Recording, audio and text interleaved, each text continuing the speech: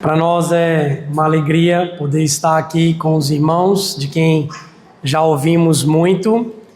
Temos pessoas queridas aqui também nessa igreja, gente que já conhecemos há bastante tempo. E ficamos felizes de poder ver como que a IP Trindade tem crescido, uma igreja irmã de muitos anos que conhecemos Pastor Daniel. Pastor Daniel esteve presente também na minha conversão e a gente louva ao Senhor por tudo que já tivemos como oportunidade de caminhar juntos. Hoje posso trabalhar com o Pastor Daniel na Grace, onde a gente tem se encontrado semanalmente também. Então tem sido muito bom e eu fico feliz de poder vir compartilhar a palavra do Senhor com os irmãos. Para não deixar de mencionar, estou aqui com minha esposa Andressa e meus 4 filhos, Atos, Aurora, Helena e Nicole. E a gente fica muito feliz também como família de cultuar com essa parcela do povo de Deus. Quero chamar você a abrir a palavra do Senhor no texto de Jeremias, capítulo 9. Leremos dos versos 23 ao 26.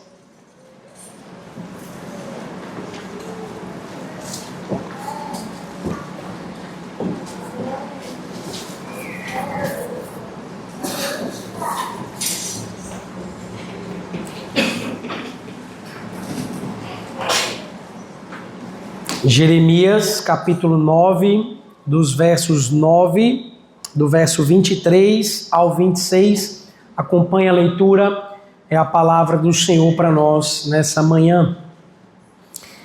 Assim diz o Senhor: não se glorie o sábio na sua sabedoria, nem o forte na sua força, nem o rico nas suas riquezas, mas o que se gloriar, glorie-se nisto, em me conhecer e saber que eu sou o Senhor e faço misericórdia, juízo e justiça na terra.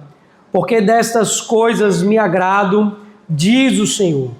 Eis que vem dias, diz o Senhor, em que castigarei a todos os circuncidados juntamente com os incircuncisos, ao Egito e a Judá, e a Edom, e aos filhos de Amon, e a Moabe, e a todos os que cortam os cabelos nas têmporas e habitam no deserto.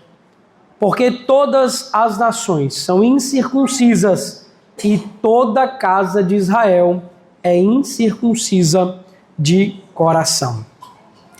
Veja que essa é uma palavra que ela está posta dentre algumas profecias que Jeremias já vem, então, anunciando da parte do Senhor, daquilo que seriam juízos da parte de Deus. Esse texto, ele, de modo geral, ele é escrito por Jeremias, o próprio livro de Jeremias, mas também é escrito por um outro autor, muito possivelmente, Baruque, seu aluno, que também era um escriba.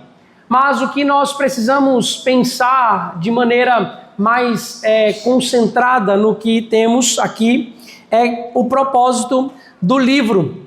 O livro, ele nos faz aqui lembrar, e é um lembrete aos exilados, aqueles que estão exilados na Babilônia, os motivos de suas provações. Mas não apenas isso, não apenas mostrar por que eles estavam vivendo aquele momento de cativeiro, mas garantir-lhes que, ao se arrependerem, o povo de Deus voltaria à terra prometida com grandes bênçãos. Há aqui um assunto que permeia, alguns assuntos que permeiam um grande trecho que inicia no capítulo 7 e vai até o capítulo 10, que é o assunto sobre o templo. E o nosso texto está inserido dentro dessa realidade, dentro desse contexto um pouco maior, imediato. E é interessante que Jeremias, entre esses capítulos, ele rejeita uma suposição que o israelita tinha. Ele rejeita a ideia de que o templo de Jerusalém seria o motivo por que Israel seria completamente destruída. Ele mostra no capítulo 7 até o capítulo 8, momentos que antecedem o nosso trecho, que o templo de Salomão, que foi construído com grande glória, com grande riqueza, não teria a capacidade de impedir com que aquele povo fosse disciplinado, tivesse palavras duras de disciplina da parte do Senhor. Mas quando nós olhamos ainda dentro desse grande trecho que antecede, nós vemos Jeremias falando sobre os pecados e o julgamento que Judá então passaria.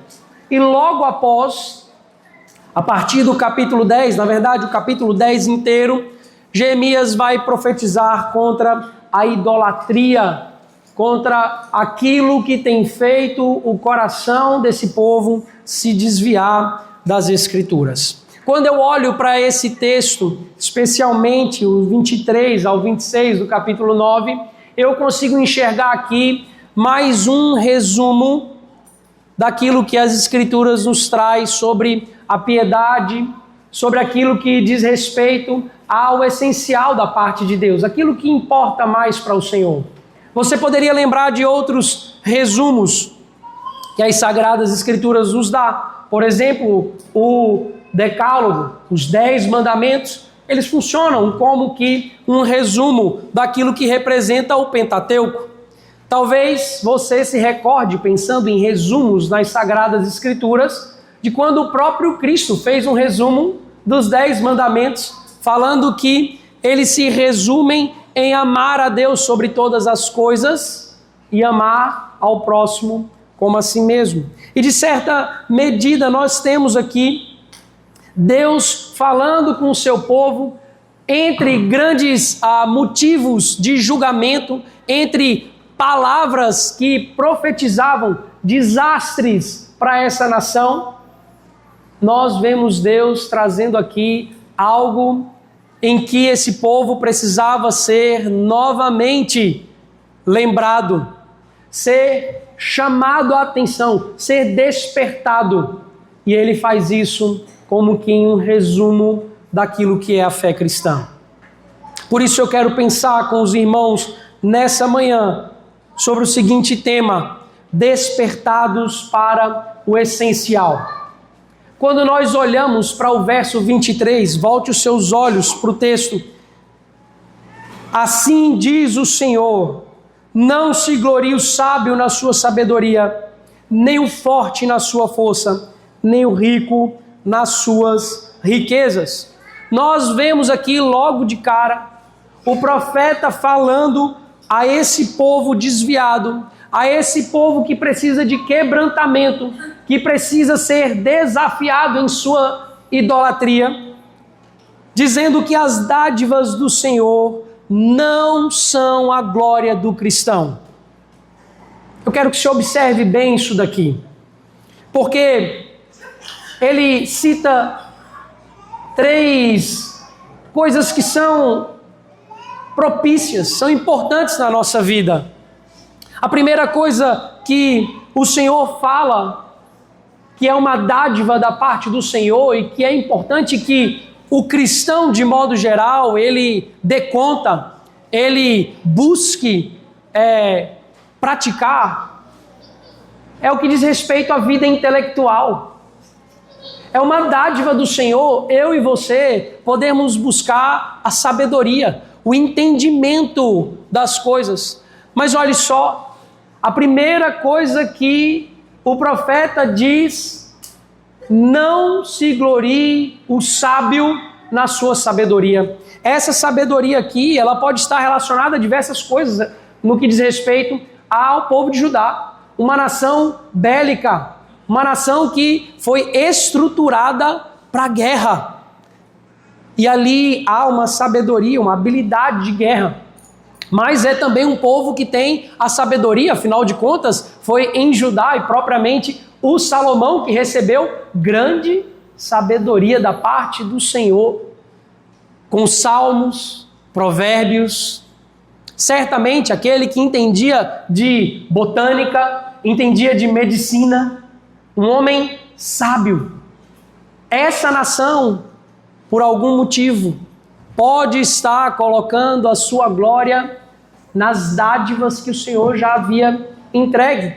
E o campo da sabedoria para nós, presbiterianos, reformados, e que há pouco tempo estamos sendo muito despertos para a leitura, afinal de contas, nós temos que cuidar sim da nossa intelectualidade, nós temos que estudar teologia, nós temos que avançar um pouco mais, mas não só dentro do campo teológico. Nós também temos a instrução de progredir um pouco mais no nosso entendimento e sabedoria, as habilidades dentro da nossa área específica, a nossa vocação. E de um mestrado passar para um doutorado e assim por diante. Veja, o profeta está falando desse ambiente que seria o acadêmico, o teológico. E ele está chamando essa nação, ele está chamando os cristãos a perceberem que a dádiva da sabedoria não é no que o cristão deve se gloriar. Mas ele também fala da força. E aqui dentro dessa palavra, nós poderíamos pensar tudo aquilo que representa as habilidades e as capacidades físicas de uma pessoa. Então aqui pode estar contido tanto a força semelhante à de um Sansão, como também a beleza de uma Dalila. Tudo que diz respeito àquilo que são expressões físicas, que são dádivas do Senhor. E o profeta está dizendo, não se glorie na sua própria força. Não se glorie na dádiva que o Senhor lhe deu de beleza.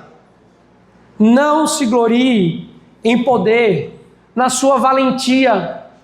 Nós, homens, que estamos sendo constantemente chamados a repensar a nossa vocação masculina, de maridos, pais, defensores da igreja, estamos sendo chamados pelo profeta a avaliar que essa dádiva, que essa vocação não é no que nós devemos nos gloriar, mas ele fala também de uma outra dádiva que legitimamente nós devemos buscar. Não é pecado ter riquezas, lógico,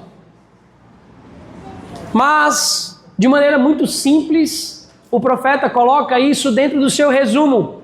O cristão não se gloria nos seus bens. O cristão sabe que o seu orgulho não está naquilo que ele conquistou para a manutenção da sua casa, para um crescimento de uma empresa, para a manutenção da própria igreja e socorro dos irmãos. Não está nisso. Então, de maneira lógica e sequencial, no verso 24, o profeta coloca aquilo que é o contraste do que o cristão deve observar. Ele fala assim, preste bem atenção no texto novamente. Mas o que se gloriar, glorie-se nisto, em me conhecer e saber que eu sou o Senhor e faço misericórdia, juízo e justiça na terra, porque destas coisas me agrado, diz o Senhor. O conhecimento íntimo do Senhor, de acordo com a profecia, é o que deve ser o orgulho do cristão. É aquilo que deve fazer com que ele expresse o seu valor. Eu quero me deter um pouco mais nisso aqui com os irmãos, porque há uma preciosidade aqui que eu e você não podemos perder, para que nós vivamos despertos para aquilo que é essencial. Há duas palavras que fazem uma composição aqui importante para nós. A palavra conhecer e a palavra saber. Elas estão em contraste com aquilo que a sabedoria que o profeta está dizendo anteriormente. A palavra conhecer, ela tem aquela ideia de primeiro contato. A ideia de olhar para algo.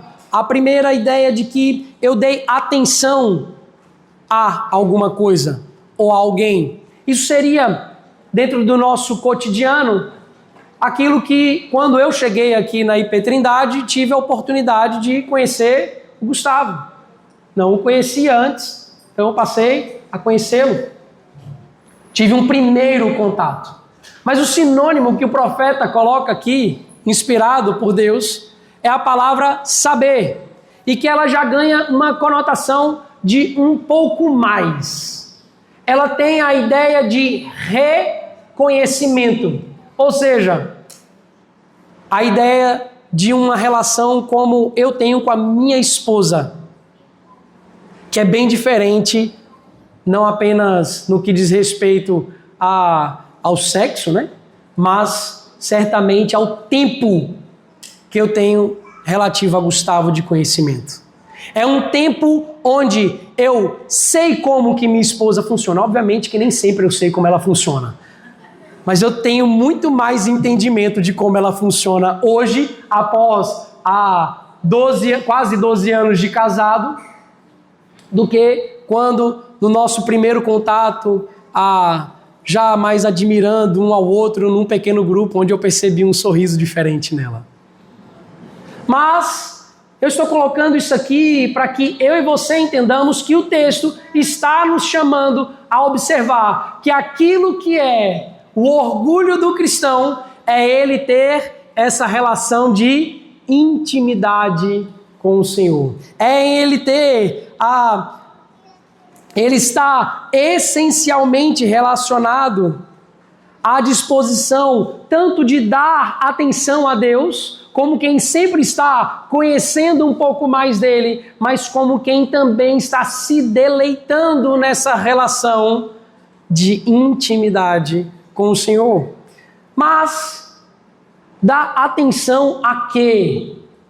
Reconhecer Deus em quê? O verso 24, ele nos fala ao que Deus é e ao que Deus faz. Ele disse isso quando expressou assim: gloriar-se em conhecer ao Senhor e saber que eu sou o Senhor e faço. Portanto, queridos irmãos, há uma conclusão que nós já podemos chegar aqui. Se Deus quer que nós nos orgulhemos nessa intimidade, nessa relação íntima que temos com Ele, nós precisamos perceber quem Deus é e nós precisamos entender o que Deus faz. E o que Deus é nos indica o que Ele faz. E o texto faz exatamente esse caminho conosco. Porque ele fala daquilo que Deus faz para que nós conheçamos o que Ele é. Ele fala primeiro que Deus faz misericórdia na terra. Ou seja, Deus é misericordioso.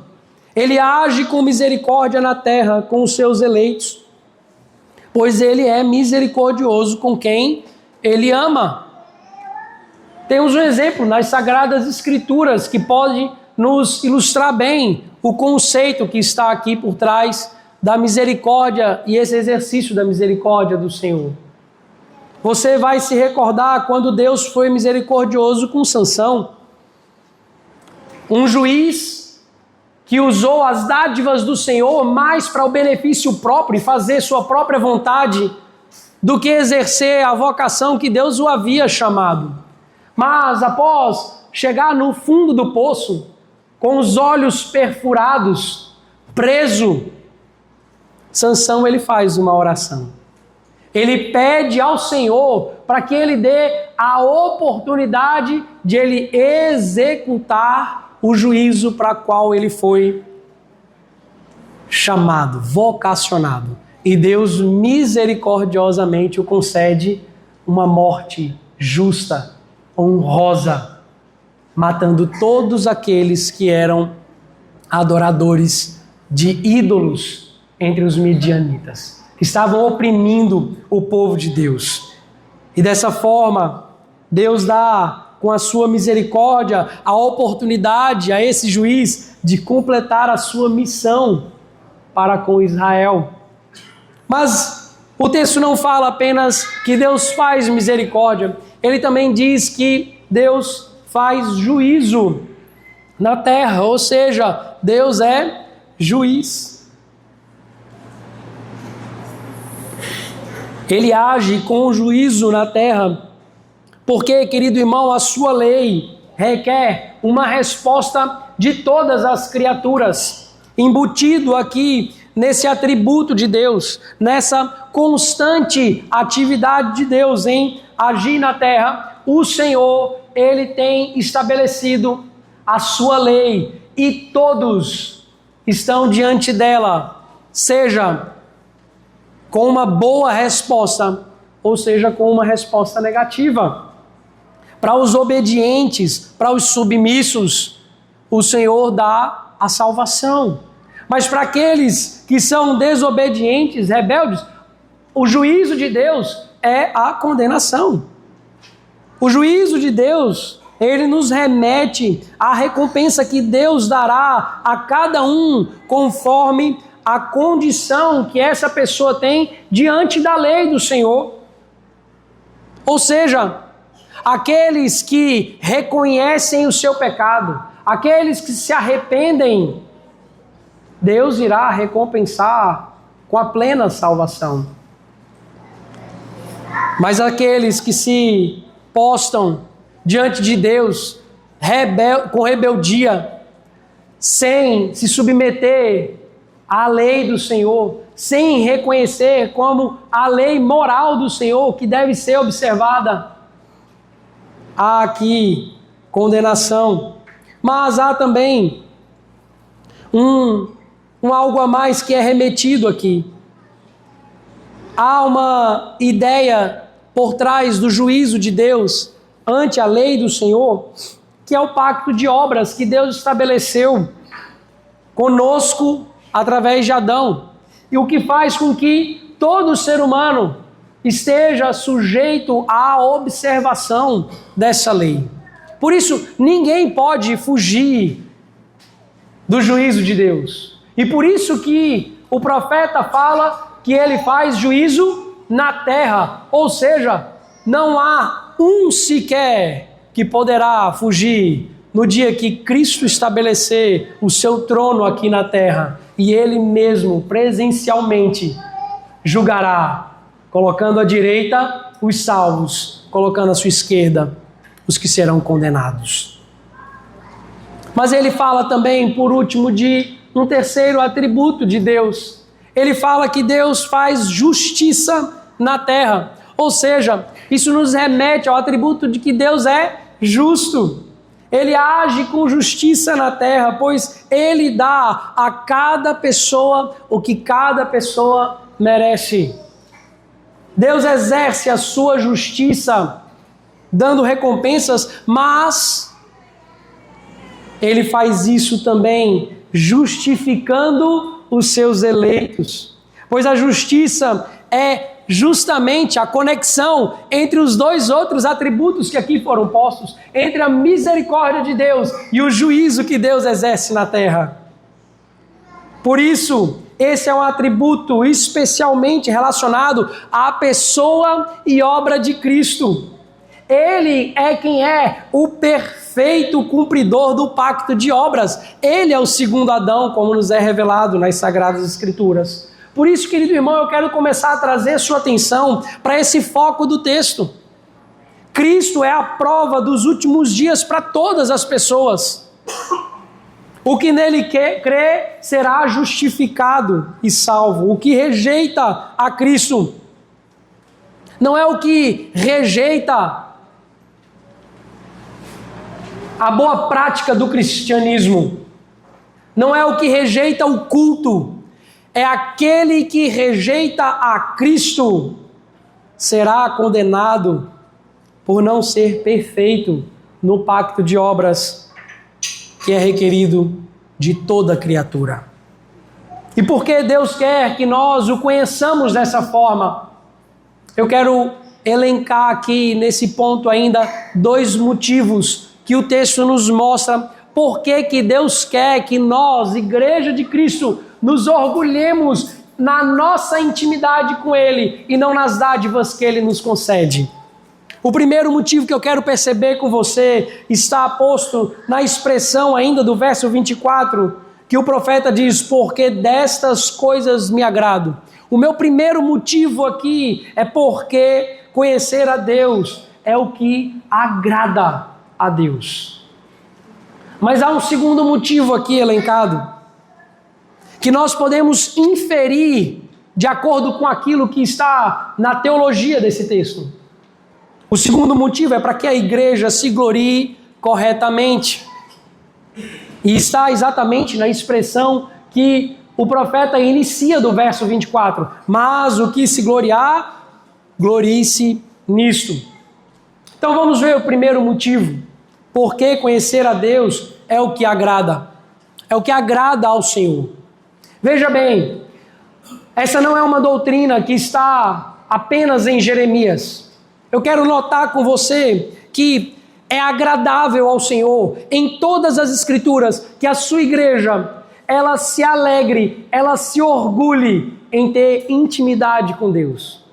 Quando você vai para Êxodo, capítulo 6, por exemplo, nós vemos Deus dizendo que se agradou em se tornar conhecido aos filhos de Israel. No verso 7 do capítulo 6, ele diz assim, tomar-vos-ei por meu povo e serei vosso Deus, e sabereis que eu sou o Senhor vosso Deus. Quando nós olhamos para o que Jó, muito antes, havia dito, no capítulo 42, nós vemos ele dizendo, eu te conhecia só de ouvir, mas agora os meus olhos te veem, e Deus ali se agrada de Jó. Deus se agradou em fazer Jó o conhecer em meio ao sofrimento. Mas quando nós olhamos para o texto de Oséias, um profeta menor, posterior, vemos Deus se agradando quando o conhecimento dele é o que verdadeiramente enche o coração do seu povo. Você há de lembrar de um texto muito conhecido, quando o povo está falando no seu coração, mas não com verdade, mas está dizendo, conheçamos e prossigamos em conhecer ao Senhor. Como a alva, a sua vinda é certa, e ele descerá sobre nós como chuva serôdia, que rega a terra. E Deus usa essa expressão do povo de Israel nesse momento para confrontá-lo, porque eles não estavam verdadeiramente querendo conhecer ao Senhor como é agradável a Deus. Mas, queridos irmãos, não há nenhum texto que nos mostre o quanto Cristo, nosso Deus, se agrada em seu povo conhecer intimamente do que o texto de João, capítulo 17, verso 3. E a vida eterna é esta, que te conheçam a ti, o único Deus verdadeiro, e a Jesus Cristo, a quem enviaste. Deus se agrada tanto de ser conhecido que ele resumiu a vida eterna em conhecer a Deus e conhecer a Cristo. Portanto, queridos irmãos, há uma segunda conclusão que eu quero chegar com você aqui diante do texto. Precisamos perceber que o Senhor nos desperte para aquilo que é essencial. Precisamos que o Senhor nos desperte para o que agrada ao Senhor. Por isso, eu e você, Igreja de Cristo, devemos nos empenhar em conhecer ao nosso Deus. Nada pode me fazer mais vivo, nada pode fazer você mais vivo nessa terra do que conhecer a Cristo. Nenhum conhecimento é mais essencial para mim e para você. E por que Deus quer que o conheçamos assim? Eu falei de um primeiro motivo, porque isso agrada a Deus. Mas há um segundo motivo teológico. que diz para nós que é porque a igreja deve se gloriar corretamente aqui nessa terra. E nós temos vários textos também, desde o Antigo Testamento até o Novo Testamento, que nos dá embasamento para esse entendimento. Se você for para o texto de Deuteronômio, capítulo 4, você vai ver que desde seu início, enquanto o povo de Deus estava sendo formado como nação, Deus mostra para a sua nação qual é o valor da igreja. Ele diz no verso 6 e no verso 7: guardai-os, pois, e cumpri-os, porque isto será a vossa sabedoria e o vosso entendimento perante os olhos dos povos, que ouvindo todos estes estatutos dirão, preste bem atenção nisso, certamente este grande povo é gente sábia e inteligente. Por quê? Porque qual grande nação há que tenha deuses tão chegados assim como o Senhor nosso Deus, todas as vezes que o invocamos? Veja aqui, o valor da igreja aqui em Deuteronômio está em ter Deus habitando no meio dela com a sua palavra revelada. Isso aqui, queridos irmãos, que nós estamos fazendo nesse instante, isso aqui não é apenas uma agenda que eu e você precisamos cumprir até a volta de Cristo.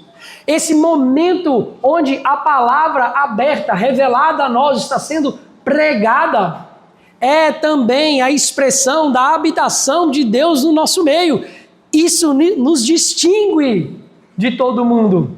E é isso que Deus estava falando para essa nação desde a sua origem. Mas ele não fala apenas isso. Ele fala também sobre a eleição de Israel, por exemplo, em Deuteronômio 7, que não estava relacionada a nada que eles tivessem como nação em si mesmos. Porque Deus não os escolheu porque eles eram a maior nação. Deus não os escolheu porque eles tinham o maior poder bélico, porque eles eram os mais sábios. A Mesopotâmia já estava aí. Os babilônios já estavam aqui. Eles já tinham as ciências exatas, mesmo que nos seus primórdios, dos egípcios. Mas Deus escolhe esse povo, porque Deus queria se revelar a esse povo intimamente.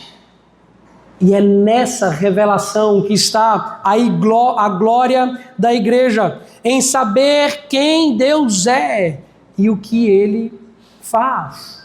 E o apóstolo Paulo, entendendo isso, diante daquela igreja cheia de pompa e glória, como a igreja de Coríntios, nós vemos Paulo dizendo a essa igreja, logo no início da sua carta, a primeira carta, para que, como está escrito, aquele que se gloria, glorie-se no Senhor. E ele sente a necessidade em, na segunda carta, colocar a mesma expressão, aquele, porém, que se gloria, glorie-se no Senhor, porque não é aprovado quem a si mesmo se louva, e sim aquele a quem o Senhor louva.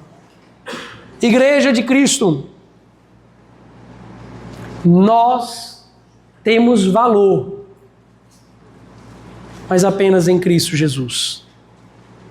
E nós devemos nos despir de toda tentativa de nos fazer bem vistos diante das pessoas, diante do mundo, mas devemos nos gloriar em saber que o Senhor é Deus e ser a igreja o alvo do seu amor. Nós devemos gloriar-nos apenas em Cristo ser visto em nós. E como fazemos para verificar se nós, Igreja de Cristo, estamos despertados para o que é essencial? A profecia nos fala sobre isso. Volte seus olhos para os versos 25 e 26. Porque diz assim: eis que vem dias, diz o Senhor, em que castigarei a todos os circuncidados juntamente com os incircuncisos. E mais à frente, ele diz assim, próximo ao final: porque todas as nações são incircuncisas e toda a casa de Israel é incircuncisa de coração. Veja que o coração é quem mostra a verdade sobre cada um de nós. E Deus está expressando aqui nessa profecia que o que Ele quer do seu povo não são as dádivas que Ele mesmo concedeu a esse povo. O que Deus quer é o coração. Ele quer isso juntamente com a obediência. E essa é que é a expressão da verdadeira conversão. Jeremias, ainda no início do seu texto, ele já dizia para o povo: circuncidai o vosso coração, ó homens de Judá. Mas, chegando próximo ao fim do seu livro, ele ainda continua com a mesma mensagem, porque esta é a aliança, está lá no capítulo 31, verso 33, porque esta é a aliança que firmarei com a casa de Israel depois daqueles dias, diz o Senhor. Na mente lhes imprimirei as minhas leis, também no coração lhes inscreverei. Eu serei o seu Deus e eles serão o meu povo. E essa expressão, ela ecoa entre outros profetas. Ezequiel, por exemplo, diz isso: dar-vos-ei coração novo e porei dentro de vós espírito novo. Ou seja, para o Senhor não há nada mais importante do que a igreja de Cristo estar com o seu coração posto no lugar, na pessoa certa. E é por isso que Paulo aos Romanos diz: porque não é judeu quem o é exteriormente, nem é circuncisão a quem é somente na carne. Porém, judeu é aquele que o é interiormente, e circuncisão a que é do coração. E o apóstolo vai trabalhar ainda mais sobre esse assunto da circuncisão, que é interior e não a que é física. Em Filipenses, capítulo 3, o apóstolo ainda nos diz: porque nós é que somos a circuncisão. Veja bem o que ele vai descrever sobre isso. Nós que adoramos a Deus no Espírito e nos gloriamos em Cristo Jesus e não confiamos na carne. Circuncidai, pois, o vosso coração. É isso que está ecoando em todas as Escrituras. Porém, quem aqui busca a Deus de todo o coração? Quem aqui poderia participar como um momento desse de confissão que acabamos de fazer na nossa liturgia e fazemos dominicalmente, e poderia ter a sua mente livre de pensar em qualquer culpa que possui por causa dos seus pecados e que necessita levá-las até Cristo? Há mais evidências de quem não busca Deus do que o contrário. E é por isso que o apóstolo nos chama a dizer junto com ele: desventurados homens que somos, quem nos livrará do corpo dessa morte?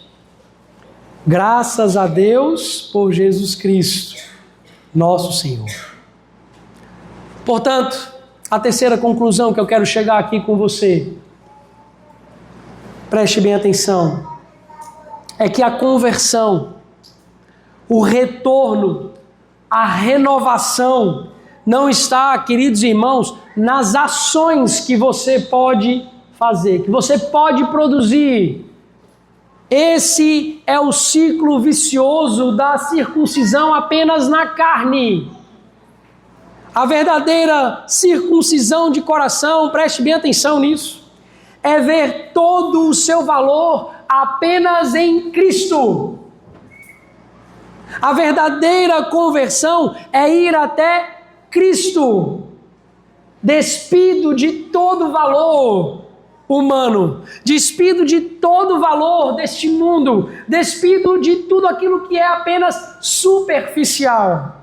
É ir a Cristo quebrantado, triste por causa dos seus pecados, por causa da sua condição natural de constantemente voltar-se contra Cristo e, sobretudo, pelo pecado de se orgulhar em ter algum valor próprio. Mas deixa eu falar uma coisa para a sua alma, para a minha alma. Não há valor em você que agrade a Deus. O único que tem valor, o único que é agradável, o único que confere glória, beleza, o único que pode nos adornar com um bom perfume que é agradável ao Santo Deus Todo-Poderoso é Cristo Jesus. O essencial é Cristo, não é a sua riqueza. O essencial na sua vida é Cristo, não é a sua sabedoria. O essencial é Cristo, não é a força que você possui. Por isso, queridos irmãos, despertem-se para Cristo. E dessa maneira eu quero concluir, chamando você a boas práticas, chamando você a renovar o seu coração no Senhor. Porque diante dessa chamada a nos despertar para aquilo que é o essencial de Deus, aquilo que agrada ao Senhor, nós precisamos pensar em questões práticas no nosso coração, na nossa casa, na nossa relação com a igreja do Senhor Jesus. A primeira coisa que eu quero chamar você é a quebrantar-se diante de Cristo.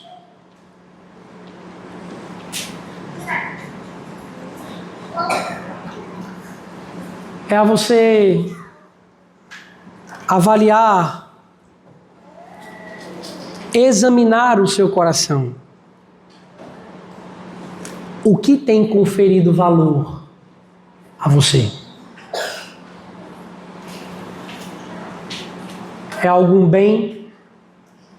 Alguma riqueza? É uma estabilidade financeira, profissional? É isso que tem conferido o seu valor? O que tem conferido valor a você é a sua sabedoria?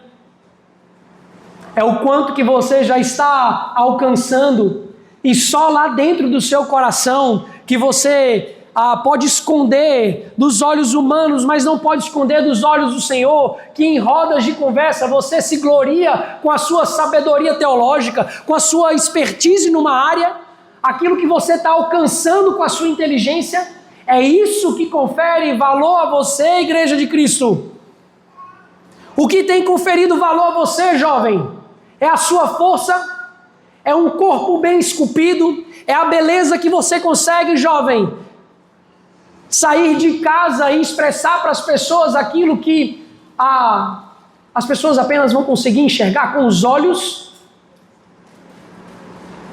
É a sua saúde que está em primeiro lugar. Abandone tudo isso diante dos pés de Cristo Jesus e deixe Ele conferir o verdadeiro valor à sua vida. Ele despertar o seu coração para o que é essencial. Mas há um segundo ponto aqui. Eu quero chamar você. Eu quero chamar você a perceber que Deus quer o seu coração, não o que você pode fazer. Deixa eu dizer para você novamente, é um ciclo vicioso carnal que Satanás ama nos enganar com a mentira de que nós podemos nos limpar a nós mesmos diante de Deus, diante dos olhos das pessoas. Quando você pecar, não busque se esconder como Adão e Eva. Quando você pecar, não busque mostrar o seu pecado para qualquer um. Quando você pecar, vá até Cristo em secreto e deixe Ele reafirmar para você: eu amo você. Eu paguei por esse pecado. Não precisa fazer mais nada. Apenas conheça a minha misericórdia. Conheça o meu juízo. Conheça a minha justiça. Entregue seu coração a Cristo. É Ele quem despertará você para viver uma vida que glorifica a Deus, que se alegra no Senhor. E a última coisa que eu quero ainda chamar você, porque talvez diante dessas palavras haja resquícios em sua mente, em seu coração, de como é que você pode viver para Deus sendo tão pecador. Porque talvez seja a primeira vez que você esteja ouvindo a mensagem do Evangelho. Jesus pode quebrantar o seu coração. Ele pode lhe despertar para ser uma nova criatura que é agradável a Deus. Por isso, nessa manhã, a chamada para você: venha até Cristo. Venha até Cristo.